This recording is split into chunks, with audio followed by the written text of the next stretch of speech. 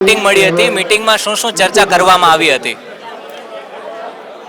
એક મિનિટ સવારની વાત કરો છો? ના ના અત્યારે સરકારવાળી જ બંને આગેવાનો મળી. વાત છે, સાથેની વાત છે. અત્યારે જે મીટિંગ કરવામાં આવી હતી સરકારના પણ જે ક્ષત્રિય સમાજના નેતા હતા એ બધા પણ આવ્યા હતા અને આપના પણ ક્ષત્રિય સમાજના બધા જ જે નેતા હતા, લોકો હતા, આગેવાનો હતા, બધા આવ્યા હતા. શું ચર્ચા થઈ હતી અને શું નિર્ણય લેવાયો? આપણે આપણે સરકાર તરફથી એમને એવું કીધું કે ભાઈ માફી માંગી છે 3-4 વખત, તો માફી આપવા માટે વિચારો.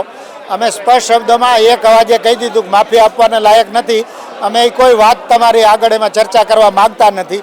આ અમારું ફર્મ સ્ટેન્ડ છે અને નક્કી છે.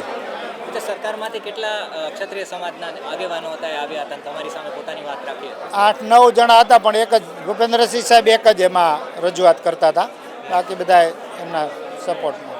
અચ્છા, આ જે લડવાની વાત છે, ઉમેદવારી નોંધાવવાની વાત છે, રાજકોટ લોકસભા વિસ્તારમાં બેલેટ પેપરથી મતદાન થશે, એ વાળો મુદ્દો શું છે?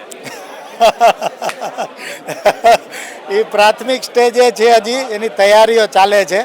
એટલે ઘણા બધા બહેનોની બધાની લાગણી ને રજૂઆત છે, એટલે એક એવો વિચાર કર્યો છે, પણ હજી પાકી સ્ટ્રેટેજી બનાવી રહ્યા છે.